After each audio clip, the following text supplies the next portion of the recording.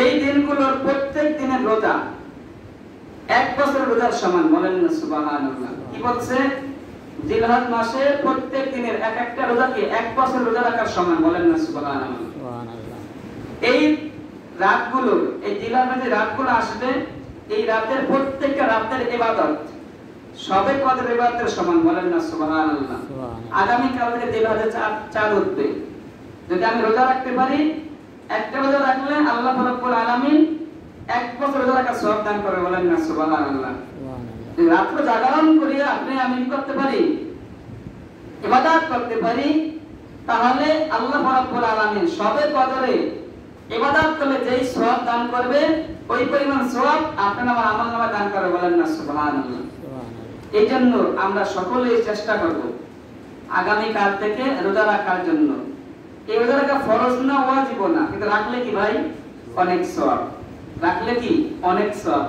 এই যে গরমের দিন, এই দিনে রোজা রাখার কি ফজিলত বেশি। আর আবু হুরায়রা রাদিয়াল্লাহু তাআলা আনহু বলেন, আলী রাদিয়াল্লাহু তাআলা আনহু বলেন যে আমার কাছে একটা আমল প্রিয়, সেটা হলো কি গরমের ভিতরে রোজা রাখা, বেশি করে রোজা রাখা। কারণ কি গরমে রোজা রাখলে কষ্ট বেশি হয়, কি হয় কষ্ট বেশি হয়। আর যেই আমলে কষ্ট বেশি, ওই আমলের সাজাও বেশি, সওয়াবও কি বেশি। এজন্য যারা আমরা পারি, আমরা কি করব, এই জিলহজ মাসে পারলে রোজা রাখবো। কি রাখবো? রোজা রাখবো। ভাই দুনিয়ার জন্য তো কত কষ্ট করি, দুনিয়া টাকা উপার্জনের জন্য কত কষ্ট করি, দৈনিক 200, 300, 500 টাকা কামাই করার জন্য কতই না কষ্ট করি। যদি আমি কি করি আখিরাতের জন্য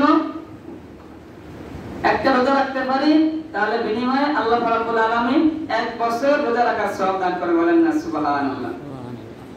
আর রাতে ইবাদত করতে পারলে আল্লাহ রাব্বুল আলামিন সবে কদরে ইবাদত করার সওয়াব দান করবে।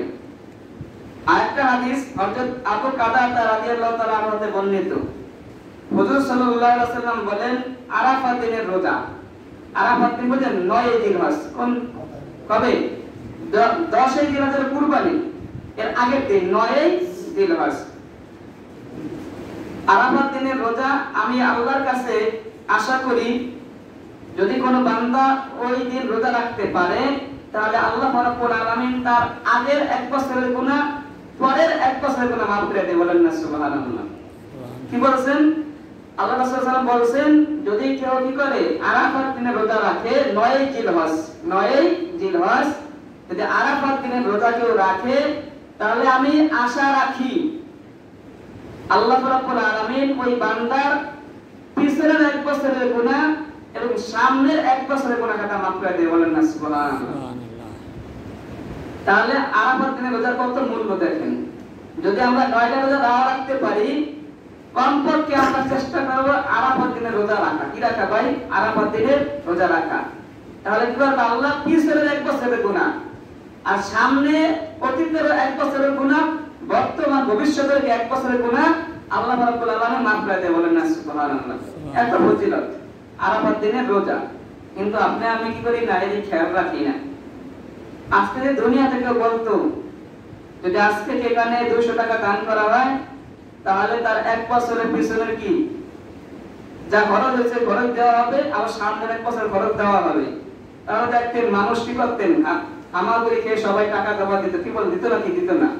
কিন্তু যে আল্লাহ রাসূল বলেছেন, আল্লাহ রাসূলের ওয়াদা বরকত করার বিষয় বলেছে, আল্লাহ রাসূল যা বলেছেন তা সঠিক বলেছেন, আল্লাহ থেকে জানিয়েই বলছেন যে যদি আরাফাত দিন কেউ রোজা রাখে, তাহলে আল্লাহ রাব্বুল আলামিন তার পিছনের 1 বছরের গুনাহ খাতা, সামনের 1 বছরের গুনাহ খাতা maaf করে দেন, বলেন না সুবহানাল্লাহ। এইজন্য এই দিনগুলোর আমরা রোজা রাখার জন্য সবাই চেষ্টা করব। কি করব ভাই? সবাই চেষ্টা করব। রাখগুলো হাদিস, রাসূলের হাদিস আমল করতে পারলে আল্লাহ রাব্বুল আলামিন করবেন, অনেক সওয়াব দান করবেন। হযরত আয়েশা রাদিয়াল্লাহু তাআলা আনহা বলেন, আরাফাত দিনের রোজা 1000 বছর রোজার সমান, বলেন না সুবহানাল্লাহ। এখানে আরাফাত দিন অনেক গুরুত্বপূর্ণ দিন, অনেক দামি দিন। ওই দিন আমরা সকলেই করব ভাই রোজা রাখার জন্য চেষ্টা করব। বিশেষ করে এই জিলহজ মাসের 10 দিন আমরা বেশি করে মা বাবাকে জিকির করব, আমাদের আমলকে বাড়িয়ে দিব। এই দিনগুলো অত্যন্ত গুরুত্বপূর্ণ দিন। এই দিনগুলো নেক অর্জন করার দিন। এই সময় সব সময় আসে না, এই জন্য এটাকে আমার কি নেক অর্জন করার সুযোগ মনে করে আমার বেশি করিয়া ইবাদতে মনোযোগ হওয়া চাই। আমরা সকলে কি করব, দিনের বেলা রোজা রাখবো আর রাতের বেলা কি করবো, ইবাদতে বেশি করিয়া করব। ভোর রাতে উঠিয়া আমি তাহাজ্জুদ পড়ব, আওয়াবিল পড়ব, মেশরাক পড়ব, মানে আমি আমল কি করব, বাড়িয়ে দিব। তাহলে আল্লাহ রাব্বুল আলামিন বিনিময়ে হাজার হাজার নেক দান করবে। এই হলো জিলহজ মাসের কি ভাই ফজিলত। আরেকটা বিষয় হলো কি কুরবানি। গত জমে আলোচনা করছিলাম কুরবানি আলোচনা। যাদের প্রতি আল্লাহ রাব্বুল আলামিন কুরবানি ওয়াজিব করেছেন তাদের তো কুরবানি করতে হবেই হবে। আর যদি আপনি কি করেন, ওয়াজিব হয় নাই কিন্তু ইচ্ছা আছে কুরবানি করার, তাও করতে পারেন, বিনিময়ে আল্লাহ রাব্বুল আলামিন সওয়াব দান করবে। ওটাকে বলা হয় নফল কুরবানি। ওয়াজিব হয় নাই কিন্তু কি আমি নফল কুরবানি করলাম, আমার মৃত পিতামাতা আছে তাদের পক্ষ থেকে, রাসূলের পক্ষ থেকে, তার বিবিগণের পক্ষ থেকে কুরবানি করা যায়। এই জন্য আমরা কি করব, আল্লাহর জন্য কুরবানি করব। যাদের প্রতি আল্লাহ রাব্বুল আলামিন কুরবানি ওয়াজিব করেছেন তারা তো করবই, আর যাদের প্রতি ওয়াজিব করেন নাই পারলে করব, না করলে আমাদের গুনাহ হবে না। আর যাদের প্রতি আল্লাহ রাব্বুল আলামিন কি করেছেন, কুরবানি ওয়াজিব করেছেন, তারা যদি কুরবানি না করেন তাহলে তো অবশ্যই গুনাহ হবে। কি হবে? অবশ্যই গুনাহ হবে। এই জন্য আমাদের টাকার দিকে না তাকায়া আমার কি করতে হবে, আল্লাহর হুকুমের দিকে, আল্লাহর হুকুমের দিকে তাকায়া আমার আল্লাহর কাজ করতে হবে। এই জন্য যাদের প্রতি কুরবানি ওয়াজিব হয়েছে আমরা কি করব, কুরবানি করব। এই কুরবানির পশু আমি মোটা তাজা পশু থেকে ক্রয় করব। ল্যাংড়া কোরা একায় নিম্ন শ্রেণীর পশু ক্রয় না করা। মনে করেন যে সব প্রাণীর পশু একেবারে কান কাটা, চোখ অন্ধ, এই সব পশু দ্বারা কুরবানি ওয়াজিব হবে না, কুরবানি করলে আদায় হবে না। এই জন্য পশু কেনার সময় আমি খেয়াল রাখবো যে পশুটা কি ইষ্টপৃষ্ট আছে কিনা, এর কোনো সমস্যা আছে কিনা। বেশ বড় কোনো সমস্যা থাকে তাহলে আমি কি করবো না, কুরবানি করব না। এখন যদি মনে করেন আমি একটা ভালো পশু ক্রয় করেছি, কি করছি, ভালো পশু ক্রয় করেছি, কিন্তু আনার পর কি হয়ে গেছে, অসুস্থ হয়ে গেছে, এরকম অসুস্থ হয়ে গেছে গরু উঠতেই পারে না, তাহলে কি করব? বলা হয়েছে যদি কি আমার সামর্থ্য ভালো থাকে তাহলে ওইটা রাখিয়ে আমি আরেকটা পশু কি করব, ক্রয় করে কুরবানি করব।